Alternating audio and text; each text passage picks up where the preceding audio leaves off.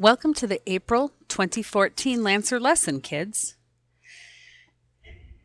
As we all know, this time of year is a time that's full of celebrations.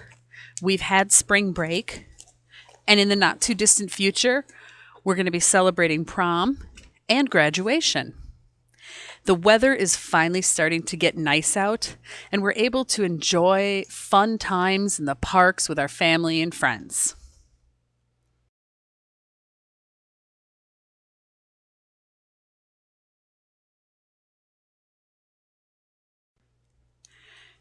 Did you know that in 2005, 2,950 teenagers were killed in alcohol-related traffic accidents? 1,112 of those kids, roughly a third, were killed in April. The purpose for today's Lancer lesson is to discuss safe and responsible behaviors, the irresponsible behaviors of some students, and why it's especially important this time of year to be aware of those behaviors. Our learning targets are that at the end of the lesson, you should be aware of some statistics about the risky behaviors that teens do, and know some facts about alcohol use and abuse.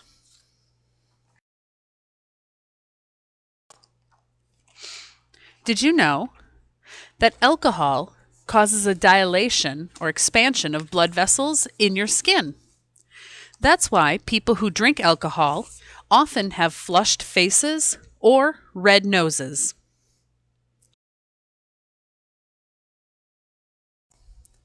So let's see what you do know about alcohol use. Your homeroom teacher may pass out to you a worksheet with some true or false statements on them. You need to decide if you agree or disagree with those statements. You will learn the correct answers throughout the lesson. Your homeroom teacher may decide to go through this activity as more of a game rather than a worksheet. Please pause the playback now and resume when this activity has finished.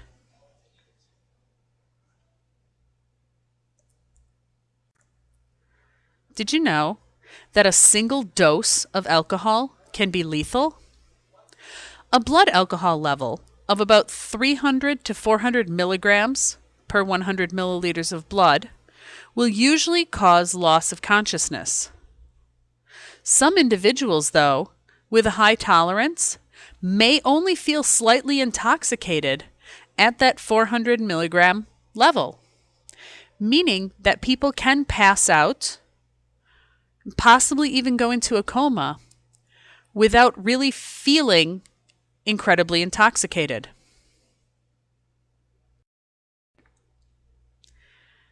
Okay, I know what some of you thought as soon as you saw the topic for this lesson. You want to know why you need to hear this. Yeah, I know. You all know alcohol is dangerous. However, in the 2007 Youth Risk Behavior Survey, it was found that among high school students, 26% admitted to binge drinking alcohol. 11% of students admitted to driving after drinking alcohol, and 29% admitted to riding with a driver who had been drinking alcohol. Of course, in that survey, people might not have been fully honest. Odds are the real percentage is slightly higher than this. Clearly, the point has not yet been made in a way that students are showing their understanding.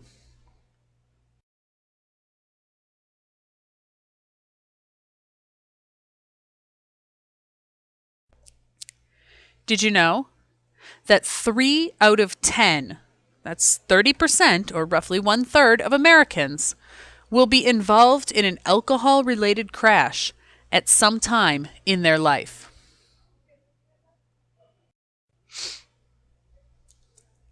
Let's take a moment and think about some facts that you might not have known. At this time, your homeroom teacher may pass out the misconceptions about alcohol use, abuse, and alcoholism paper. Please mark in the article anything that surprises you or anything that you had a misconception about. Please pause playback now and resume when students have finished reading.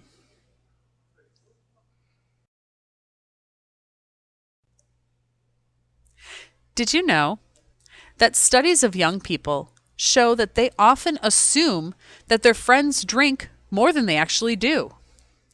This can lead to young people drinking more just to fit in, but to fit in with people who really don't drink as much as that young person originally thought.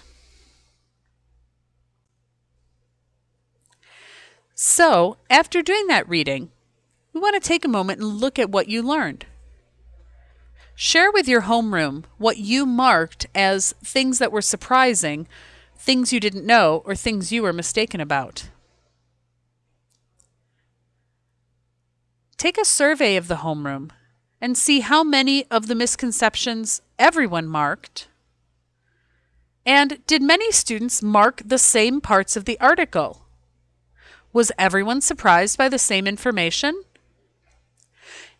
If many of the students in the homeroom marked the same things, take a moment and think about why that might have happened. Again, you can pause the video and continue at the end of your discussion.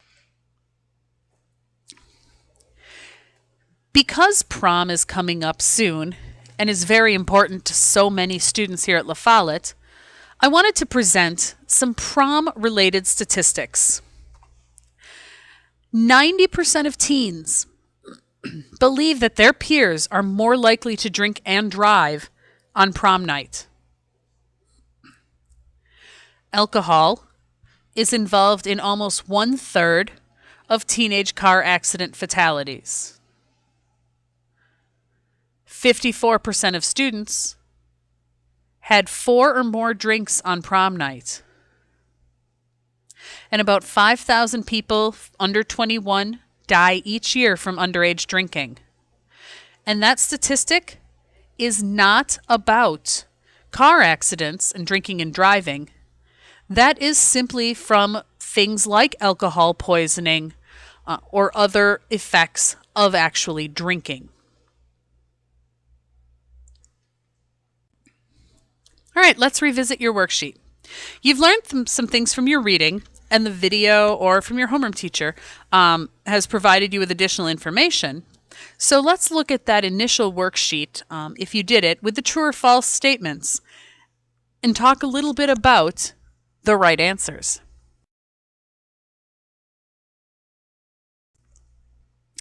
Number 1, is alcohol a stimulant? That's false. Alcohol is actually a depressant. It appears to be a stimulant because it depresses the part of the brain that controls inhibitions. Many people who drink alcohol are much more outgoing or boisterous than typical. It isn't that alcohol has made them more energetic, but instead has caused them to be unable to control their behaviors.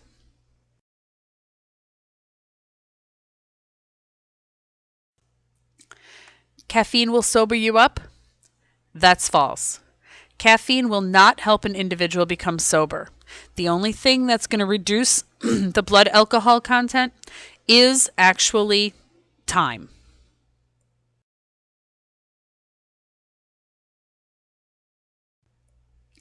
Number 3, food will keep you from becoming intoxicated? False. It can delay when the effects of alcohol hit your system, but it cannot eliminate them.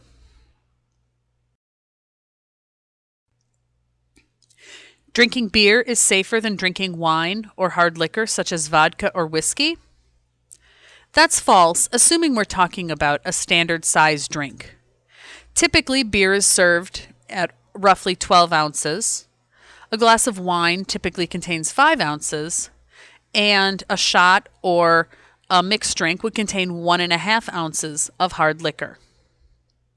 Each drink has the same amount of alcohol.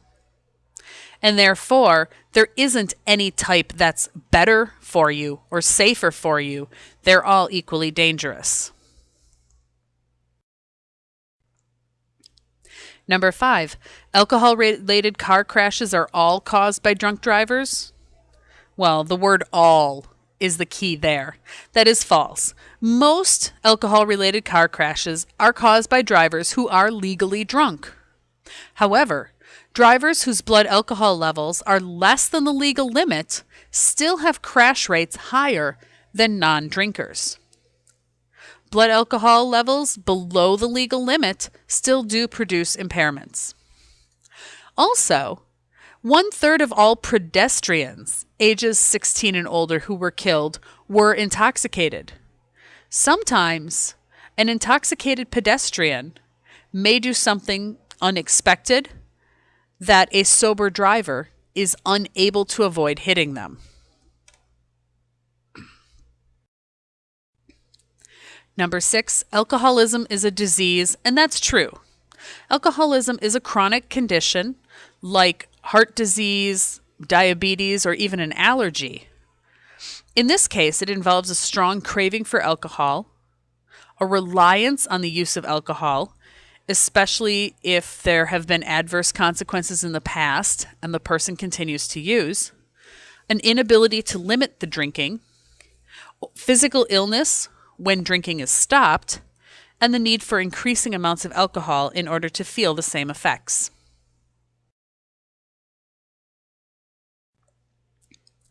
Number 7, alcohol abuse affects only the abuser? That's also false. Unfortunately, the behavior of a person who abuses alcohol does affect everyone around that person. In addition, people who abuse alcohol often miss work, or if they're students, miss school, which has an effect on their coworkers or an effect on their grades and their classwork. Abusers are also more likely to engage in other risky behaviors that can lead to accidents, criminal acts, or other things that would produce other victims. Number 8, it's a good idea to drink alcohol to prevent heart disease.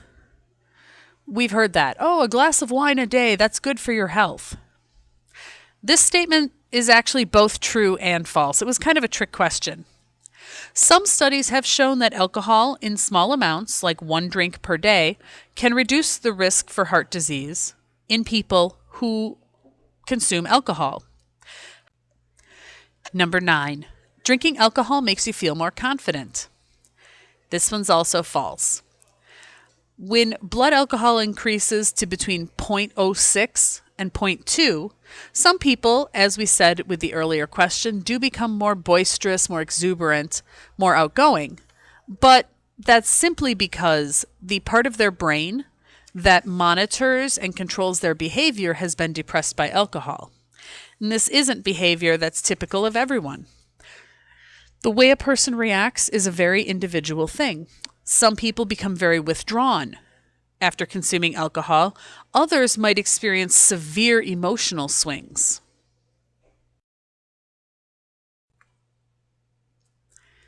Did you know?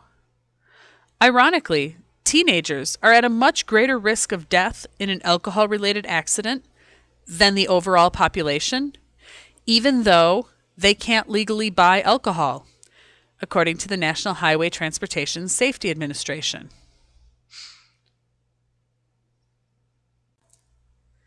So, looking forward to these spring celebrations, how should we celebrate? Well, of course, the number one answer is don't drink. However, if you choose to make the irresponsible decision to drink, there are ways that you could make your chances of being involved in a fatal accident much less.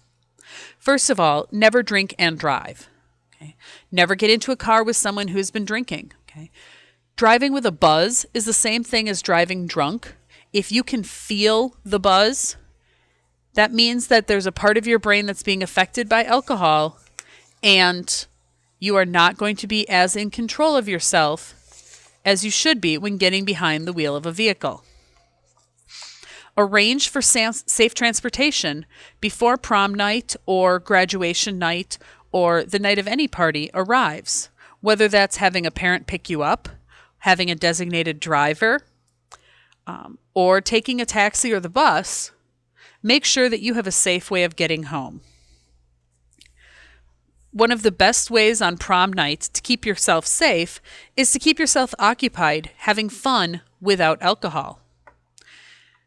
Don't forget that post-prom is held at Pooley's, and it only costs $5 for the ticket.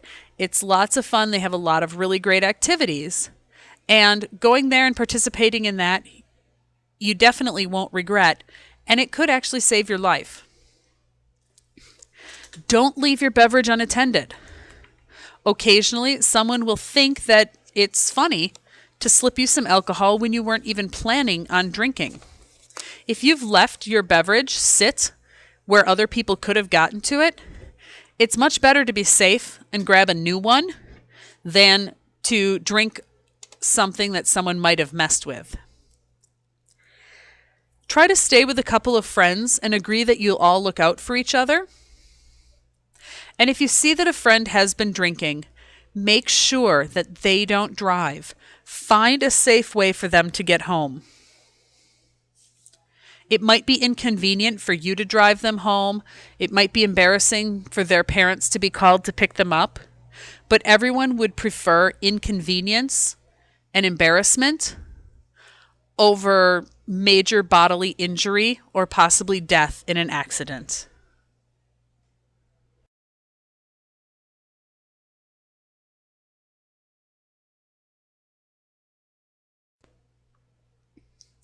Did you know that when drinking alcohol, it is typical, but not absolutely guaranteed, that your blood alcohol level will peak between 45 to 90 minutes after you drink? So, therefore, while drinking, many people feel the effects, but your blood alcohol level might still be rising even an hour after you've finished drinking. Those effects might be increasing in your body.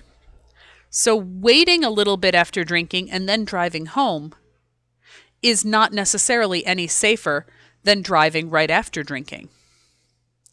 The best way to avoid danger is to make sure whoever's behind the wheel has not been drinking.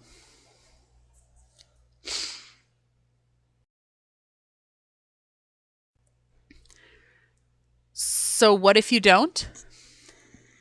At this point, if there is time left, your homeroom teacher should have a link to a YouTube video showing what an accident involving underage drinking might look like.